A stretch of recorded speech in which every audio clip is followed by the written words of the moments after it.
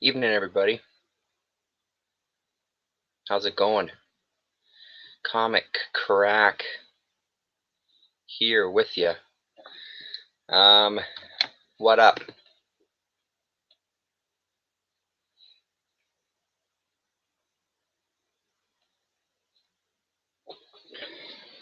Representing the kayfabe. Mute that so we don't hear any of that silly man's voice. Um, just diving right in. I was gonna sit and look through stuff and all sorts of things, and screw it. I'm just diving right in. Um, so I've fallen prey yet again um, on Facebook Marketplace. Has bit me in the ass once again.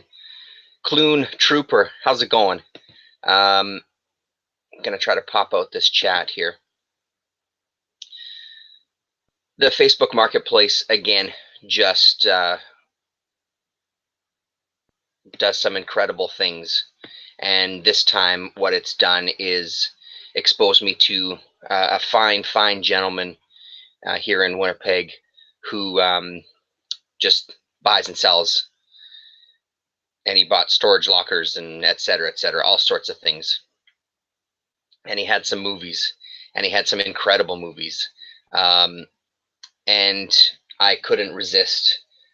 He was selling regular movies for like $3 a pop, and Criterion movies for $5 a pop.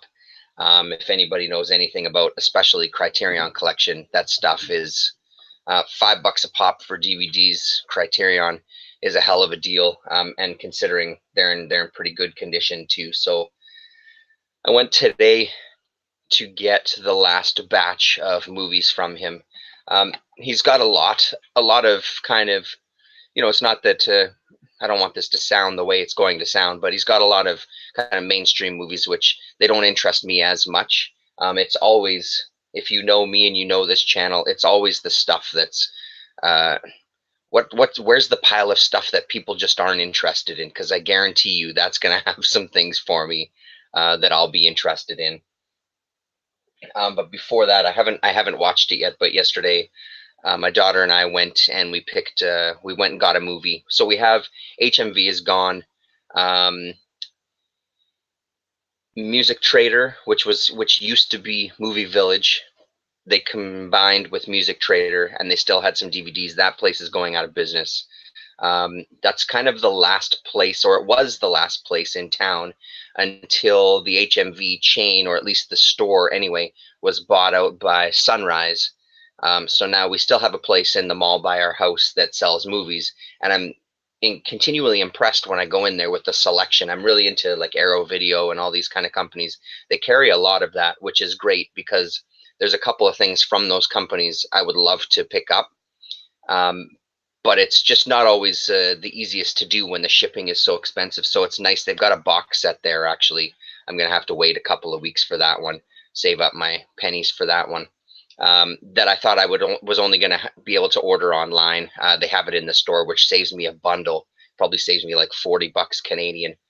But they had on sale Mandy, and I haven't. I should say that this video was dedicated to um, Scott Bromstar in Ontario.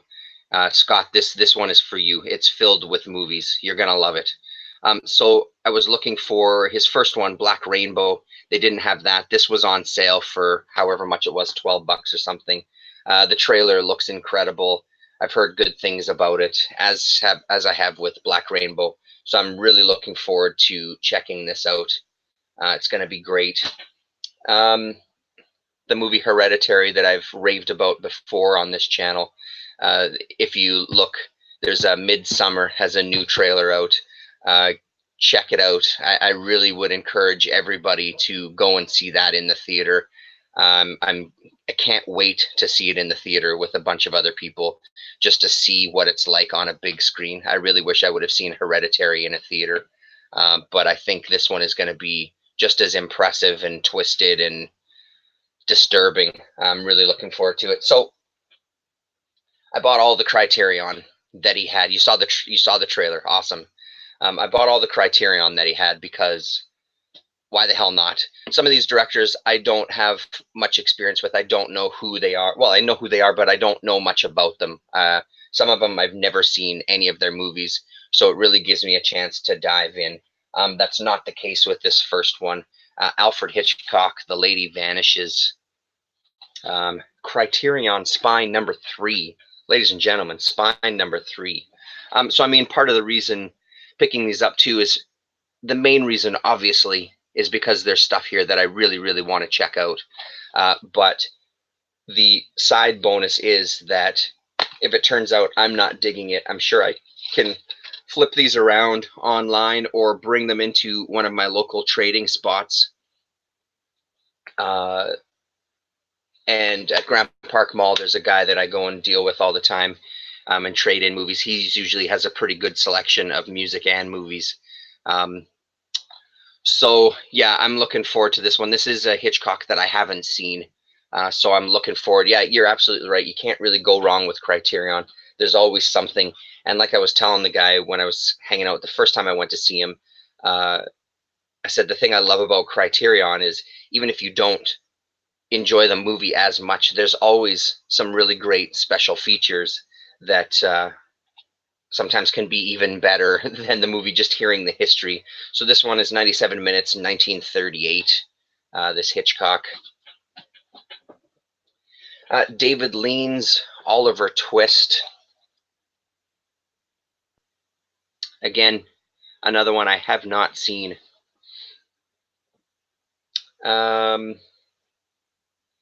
Yeah, not much for special features on this, the original trailer and subtitles. But I mean, I guess we're dealing with Criterion number 32. Even on the Hitchcock, there wasn't a ton. There's an additional audio track with commentary. Okay. And then restored image and sound. So I guess early on, maybe they weren't going as full bore with the extras. But I mean, these are in fantastic shape. He was saying that the storage locker that he got these from, or maybe it was an estate sale for this one, the guy was a movie collector. He has bins and bins of movies and music, bins and bins of CDs, which he was trying to get my interest in. I'm not super interested in buying a bunch of CDs, but movies for some reason is still a thing that I can't totally ditch. One that I'm really excited about. I know a little bit about Jacques Tati. This is Playtime. I do know of this movie, and I know of Tati's stuff, and I've never seen any of his movies, so I'm really, really looking forward to this one. I started watching the bonus features. Kind of, there's like a little documentary on Tati, how he kind of started in film and where he comes from. So this is 1967, 124 minutes, and it's a double disc. So there's, like I said, one is the movie, and then one is special features. Really, really excited about this one.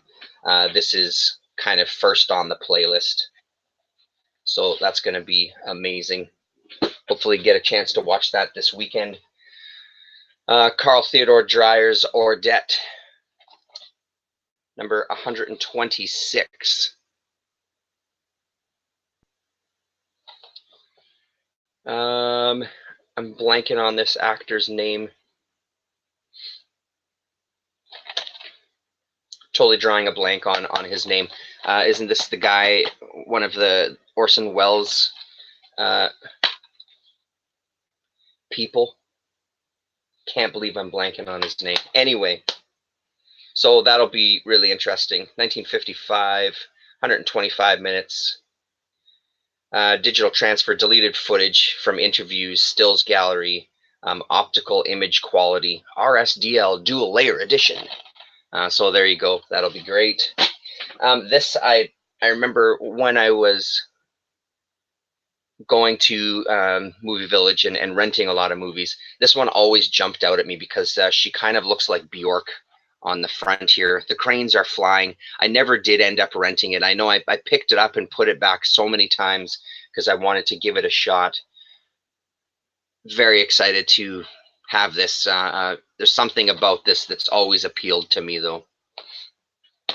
number 146, 1957, 95 minutes, in Russian with optional English subtitles. The cranes are flying. Awesome.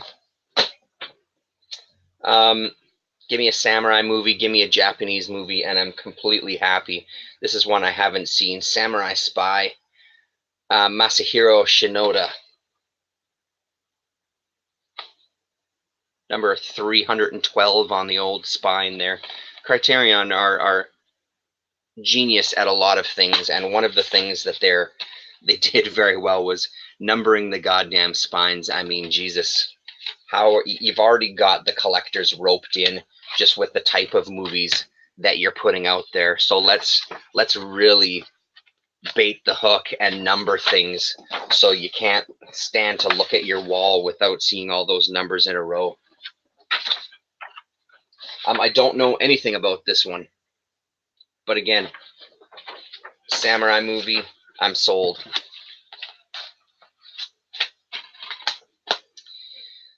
New restored high definition and transfer, 16-minute video interview with the director, gallery of key characters in the film, new and improved English subtitle translation. Yeah, even on this, not a lot of bonus features. I'm kind of surprised. And then the essay, which you saw on the inside. There's schmutz all over my table here, people. What's going on? Louis Buñuel. I've seen some Buñuel. I haven't seen this one. Viridiana.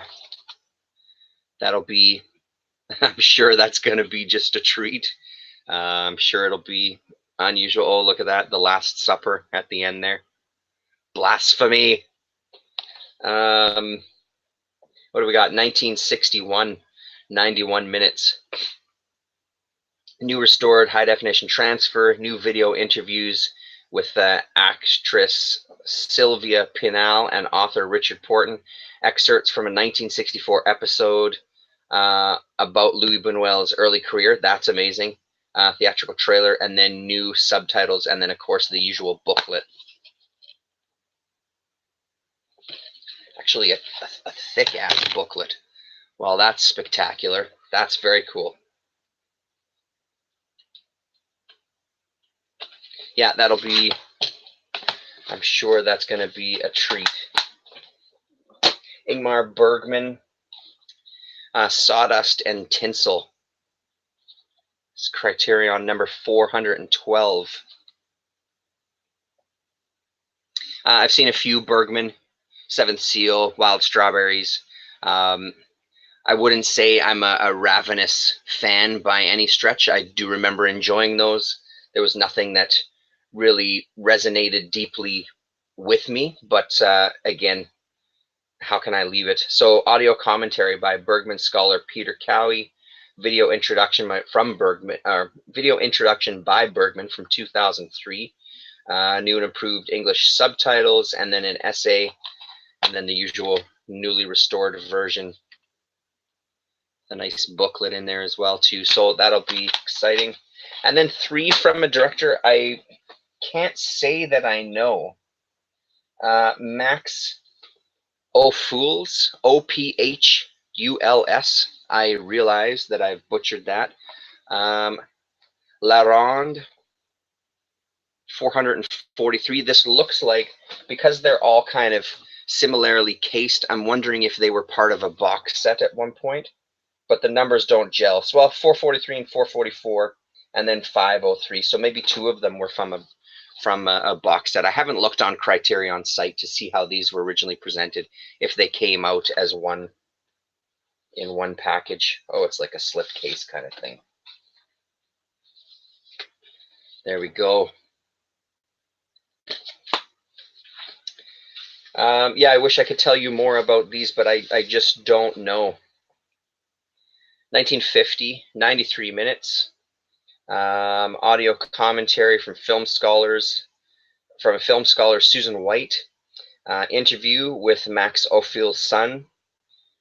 Interview with actor Daniel Gélin. Interview with film scholar Alan Williams.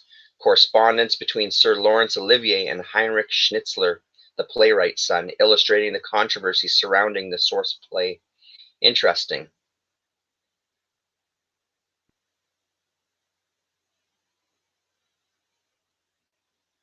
Soldiers, maids, poets, prostitutes, aristocrats, all are on equal footing in this multi-character merry-go-round of love and infidelity, directed with a sweeping gaiety as knowingly frivolous as it is enchanting, and shot with Ophül's trademark mellifluous cinematography.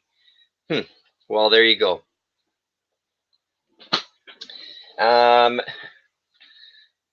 Le Plaisir. Oh boy. An introduction by filmmaker Todd Haynes on this one. Video essay, interviews with actors again. So this is 1952. Excellent. And then finally, sorry, I'll stop reading the back. Lola Monty, double discer. So this is 1955, 114 minutes. Audio commentaries, trailers, French television program focusing, interviews with many of Ophül's collaborators, a documentary, and then some silent footage of actress Martine Carroll briefly demonstrating the various glamorous hairstyles in Lola Monte. Excellent. So that's the Criterion, and then the other stack is just kind of a wild card. But the one thing that jumped out of me today when I went, which I didn't see the first time, was this lovely title from Something Weird Video, another company that I really get a kick out of. I don't have a lot of their stuff, but there's a lot of great stuff, great trashy stuff that they've put out over the years. So this is exciting. I've never seen this double feature: Forbidden Adventure and Forbidden Women from 1937 and 1948. One is 82 minutes, the other is 62 minutes. Warning: this program contains jungle nudity and girl groping gorillas. So I have a feeling we're going to see some dudes in gorilla suits in this sucker. So when I saw this there, I said, if you ever come across anything with something weird written at the top, please, by all means, put those aside for me, because I will take them. Something Weird just put out so much and introduced me to the joys of Doris Wishman, one of, or if not the only woman doing kind of exploitation films at that time. An amazing woman, one of my absolute heroes when it comes to filmmaking, Doris fucking Wishman. She literally died making movies. She was a hell of a woman. There's a great, I'm sure I've talked about it on here before, but there's a documentary called Schlock. What is it? The Hidden History of American Movies or something like that. But anyway, the title is Schlock. Search that out and have a look at that. That's it's a hell of a movie, talking about like sexploitation and exploitation movies from the States. Well worth it. This just jumped out at me because why not? 2 full-length bongo blasting features. Beat Mania. Johnny Legend presents Beat Mania, the ultimate beatnik collection. You have the book of Schlock, or the book of because Wishman, you don't have the Doris Wishman biography book, do you, Clune Trooper? Is that what you're talking about? Again, don't know anything about these. The Beatniks from 1960, The Bloody Brood from 1959, and then Beaten Mania from 2009. I had no idea that it was a book, Clune Trooper. I know that she's appeared in a couple other things that are buried down there and I can't get at them. The World of Apu. Ignore the price tag on there. It has no reference whatsoever. I guess maybe they were trying to sell them at one point, whoever he got these from. Yeah, I don't know anything about this whatsoever. He had put aside a milk crate full of stuff that he thought I might be interested in. After my last visit, I came back this time and he kind of had a milk crate chock full of things that he thought might pique my interest. And this was there near the top. So yeah, We'll see. I'm fascinated by this one as well too. Zeitgeist Video. This is Into Great Silence, inside the famed Carthusian monastery. So a documentary, I'm guessing, and it's a 2-disc, a transcendent, transporting experience, intoxicating, enlarges your concepts of movies and life, breathtaking. Nestled deep in the postcard-perfect French Alps, the Grand Chartreuse is considered one of the world's most ascetic monasteries. In 1984, German filmmaker Philip Groening wrote the Carthusian order for permission to make a documentary about them. Unbelievable. I'm a big fan of chartreuse, the drink, and I have some fancy chartreuse in the house, actually, so I think that's probably... Oh, and look at that. Disc 2 special features. 1 hour of additional scenes, including a piece on the Carthusians' world-famous chartreuse liquor. Oh, shit. Yeah, no, I'm really excited about this one. This one is also, along with Playtime, this is right at the top of the list of things to see. So that's going to be exciting. A double disc. Very, very cool. That's amazing. I see these pop up every once in a while. Janus Films, Criterion releases a lot of stuff from Janus Films. And I don't know... Oh, well, it does have the Criterion logo on the back. Janus Films presents Essential Art House, The Hidden Fortress. I have seen The Hidden Fortress. And I've seen... Yeah, I got 2 of these. And I've seen Rashomon as well, too. But, hey, it can't hurt owning these and watching them again and again and again. So that's exciting. Stripped down versions. Doesn't look like there's any special features on these at all. There's a look at the interior. That's badass right there. Love it. Great design on this stuff too. And then Rashomon. Mr. Kurosawa. 88 minutes. 1950.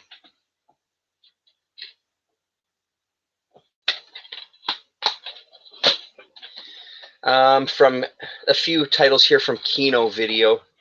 Again, another company that pops up on my radar. I don't have a ton of Kino stuff. A friend of mine in Ontario, when we used to have weekly kind of, we'd have a weekly movie night, drink booze, and watch movies. He was a big Kino Video fan. And I do have a few, like Nosferatu, the classic Cabinet of Dr. Caligari, that sort of thing. A couple other ones possibly, but now I've got some more. So this is Spies, Fritz Lang's espionage epic. Spies from 1926, I think is what it says on the back here. 1928, 143 minutes. So that'll be very cool. F.W. Murnau's The Finances of the Grand Duke, also from Kino. This one is 1924, 77 minutes. Whoop, dropping it. Kino has sales every once in a while that it's worth checking out. And then F.W. Murnau's expressionist masterpiece, The Last Laugh. And this one is from 1924, 91 minutes. Digital stereo orchestral score, excerpts from alternate versions and photo gallery. I want to say, I think there was, I don't remember if it's on mine, I think there was a Nosferatu that had an alternate score as well too, like a more modern group doing a new score for it that was also included with it. But I don't see... I was hoping that would kind of be something that they did on a few titles. I thought that would be pretty great to hear just a different, someone else's take on it. And then another classic, which I can't believe I haven't seen, but I haven't seen it, and now I own it. The stunning Anita Ekberg, Federico Fellini's La Dolce Vita, double disc. And this is put out by Coke Lorber. Yeah, and I don't know anything about this company, to be honest. I guess I'm assuming they transitioned into Kino, Lorber, when Kino bought them up. I'm guessing. I don't know. Anyway, so that'll be great. And that's it. That's the stack. I mean, now that now that I've visited him a couple of times, and now that he knows what I'm into, he said he'll keep his eyes out when he buys up collections and stuff, when he buys up stuff. If there's any movies, he's gonna scan through them, and hopefully I can get on the list of one of those first calls to get my hands in some of this stuff. Really, really excited about a lot of these. There's some really interesting stuff in here, I think. So I'm looking forward to diving in. I'll probably watch that documentary tonight, actually, now that I'm thinking about booze and all. Hoping this weekend to make a trip out to the one of the flea markets where I saw all those foreign comics. He still has some left. I guess he's got a couple of guys that he has want lists. So unfortunately, he sold a lot of them already, which I was kind of disappointed. I get it. It's a business. If you have people that are actually going to buy this stuff, you'll want to go to them first. I totally understand. But I admit that I read that email and I was kind of like, because it was all the little Spanish horror mini digests. All of those are gone, and I was really hoping to get my hands on one of those fuckers there. But he said he still has quite a lot of foreign books left. So I'm hoping to go down this weekend and dig through and find something still that interests me. Because, like I said, I think he had a lot of foreign stuff that I wasn't really interested in, but he did have Phantomas and some other kind of just crazy looking horror stuff. So I'm going to check that out this weekend, and hopefully it's not too outrageously priced. Anyway, thanks very much for tuning in. I just had to share. Scott, if you are watching, I hope you enjoyed. And we'll talk to y'all later. Thanks for tuning in, Clune Trooper. I appreciate it. Always nice to have a visitor hangout. All right, later.